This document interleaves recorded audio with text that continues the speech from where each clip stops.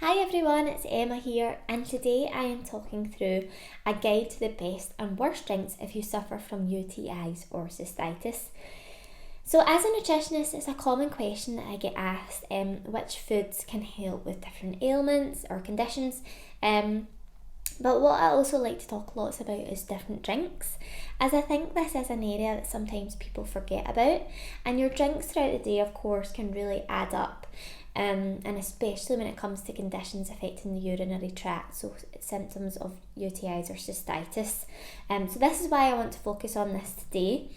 And I'm going to talk through some of the worst offenders and some of the best options. So I don't want to talk about reducing the intake completely. I don't like to talk about cutting things out and going really drastic, but just perhaps reducing your intake of some drinks and crucially increasing your intake of others as well. It is that way that if we're drinking more of something helpful, we're more likely to be drinking less of something that might not be proving so helpful as well. So first of all, on my list we have fizzy drinks. Now, people are often quite aware that fizzy drinks perhaps aren't so helpful, and that can be for a number of reasons and for a number of conditions. One of the reasons being is they're quite often loaded with sugar. And sugar is this source of refined sugar in a liquid form that gets into your system very quickly, can risk feeding some of the bad bacteria that can contribute to UTIs and cystitis. But I've got here that the diet varieties also aren't helpful, unfortunately, and this is down to lots of the artificial sweeteners they contain. There's also caffeine, but I'll go on to that next in my next point. But fizzy drinks also contain caffeine in many cases. But the artificial sweeteners, there's lots of research now to suggest that these can actually upset our gut bacteria, and our gut bacteria can have direct links with our urinary tract and the bacteria that exist there as well. So that's something really important to consider as well, that it's not just about the sugar, it's these artificial sweeteners. They aren't broken down and absorbed. That's why they're often hailed as beneficial, because they don't contain calories. But if they don't contain calories, they're not being absorbed, and that's where they end up going through into your gut. They aren't absorbed, they end up there, and that's where that irritation can occur. So it's just one to consider that even the diet varieties may actually be contributing to the underlying problem. Next on my list I have coffee. So one of the main reasons that coffee isn't so helpful is due to the caffeine intake, and the caffeine content of coffee is particularly high. But actually there's research to suggest that that coffee can be quite irritating out with the caffeine, so there's perhaps some other constituents there that can irritate us, particularly your digestive tract. But again, there's strong links with your digestive health and your urinary tract health. And then if we are affecting your digestion, it could also have that irritating effect in your urinary tract. Caffeine is also a diuretic, makes you go to the loo more often, and unlike some of the herbs, beneficial herbs for urinary tract, caffeine is diuretic, which means that you also lose nutrients as well by going to the toilet. When we have other herbs to consider, so this is our Uva Ursinea Echinacea complex, which is licensed for symptoms of cystitis and urinary tract infections, so that can help at the first signs of infection. But really interestingly, there's research to suggest that different bladder friendly herbs such as Uva Ursi are more aquaretic, which means they help to flush through your urinary tract. They help you to flush out water, but actually crucially not lose nutrients at the same time. So this can be partly the reason that they are so beneficial. If you really are a coffee lover, I will put a link in the description to Bamboo, which is one of our coffee substitutes, and it actually tastes so similar, so it's definitely worth a try if you're keen to reduce your coffee and or your caffeine intake. Number 3, one other drink that you might want to reduce your intake of is fruit juice. So this is a bit controversial, as we think fruit is so healthy, but actually when we come to the juice form, what happens is the fruit is pressed, we just get the juice there, the fibre, lovely fibre is removed, and the juice itself is quite high in sugar. Again, natural sugars are okay if they're in the form of the whole fruit with all the lovely fibre and antioxidants to help slow their release. But when it's in the juice form, this leaves quite a refined source of sugar which gets into your system quite quickly, and can have adverse effects on your blood sugar levels, and cause quite a spike there, and generally be a bit unhelpful, especially if you have a current infection. Again, it's all about the quality, so not juice from concentrate, and if you are going for a juice, it would be something like your Biota, which is organic. The process involves it being lacto-fermented, and that just helps to convert friendly bacteria are acting there to convert some of the simple sugars to lessen that load on your system. Number 4, I have wine, and basically alcohol in general. Again, alcohol is a bit of an irritant both to the digestive tract and your urinary tract. It's very dehydrating, again unlikely to conserve those lovely nutrients, so magnesium, potassium, electrolytes can be lost, and dehydration and irritation is definitely not what we need if we have a urinary tract infection. Alcohol also upsets your blood sugar levels, either at the time, depending what's mixed with alcohol. There might be sugar there to start with, but just in general, alcohol initiates a bit of an internal stress response, and can upset your blood sugar responses both the day of drinking and also potentially the next day as well. Your blood sugar can still be affected, so all these factors can have some negative effects on your urinary tract, and especially again if there's an underlying infection niggling away. Last on my list for drinks to consider limiting is milk.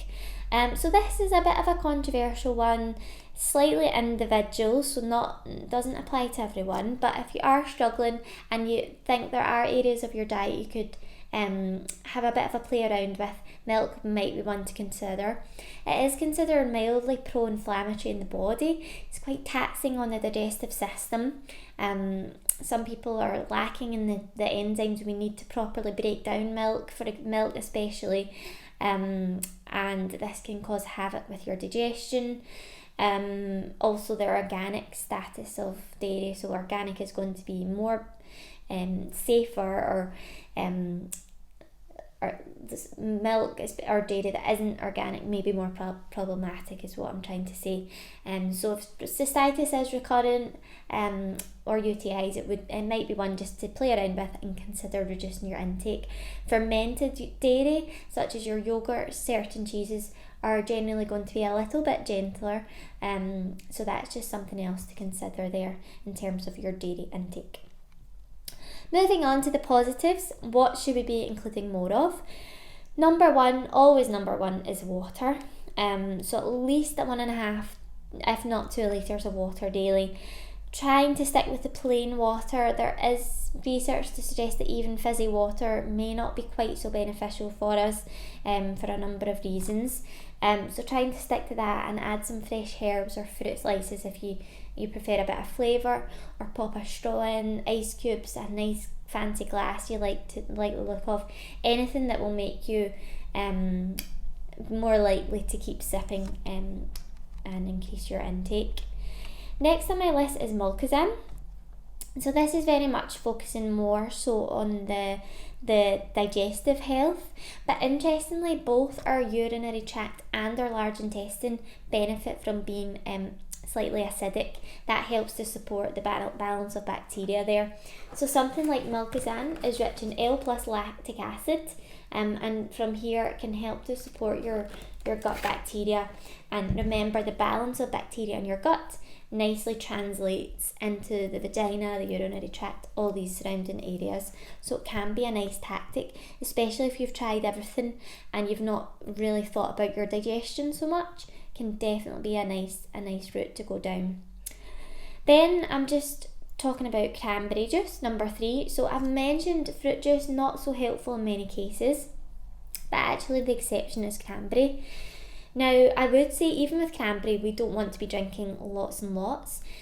still your water is your absolute priority, that minimum 1.5 to 2 litres of water, but 100 mils of good quality cranberry juice a day can be beneficial if you experience recurrent infections. So that would be one like your Biota Wild Mountain Cranberry. Very little refined added sugar in there. There's some nice natural sweetener options, your birch and your agave syrup there, just to take the hit off the sharp taste of the cranberries, but nothing refined.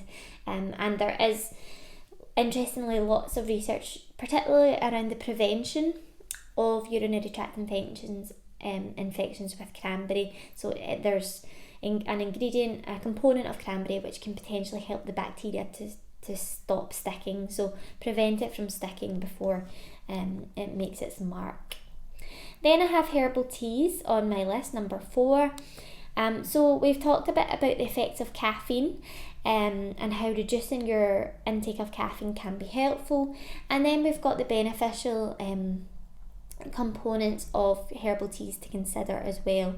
So options like green tea have a little tiny spot of caffeine in there, but they have lovely calming constituents such as L-theanine, which is going to help your stress response, which is particularly helpful in cases of interstitial cystitis. But many of them are naturally caffeine free as well, such as your rooibos. These are all nice options if you're really keen to reduce your intake of caffeine. And as I said, many herbs are naturally aquaretic, helping to conserve our nutrients but flush us through and keep the urinary tract flushing through as well. Last on my list I have apple cider vinegar, and this is another area just with a bit of attention for urinary tract infections and cystitis, mainly because of its beneficial effects on your digestion and that mildly acidic these benefits as well, which your stomach I didn't mention before. Stomach should be acidic, your large intestines should be acidic, and your urinary tract. And acid-base pH balance can be a bit confusing, but actually these key areas are acidic, and this helps to fend off bad bacteria. Bad bacteria can thrive in more alkaline conditions in these areas of the body. So apple cider vinegar is one way to help support these processes. It has been fermented, meaning the good bacteria within there help to convert any sugars into beneficial acids. And if you notice the product says with the mother, that means that it has went through this fermentation process and the beneficial constituents will remain. So much like the Mulkazan, I should have said actually, much like the Mulkazan acid, apple cider vinegar you would dilute in a larger glass of water usually, or you could sprinkle a bit over a salad or something with the apple cider vinegar, but not the Mulkazan. We would say to dilute this one. So I hope that helps everyone. Please do leave any comments or questions below. We've covered quite a lot in today's session, so it would be good to chat to you all. Please also do subscribe to our Evogo YouTube channel and also hit the bell icon so you'll be notified of any future videos. Thanks, speak soon.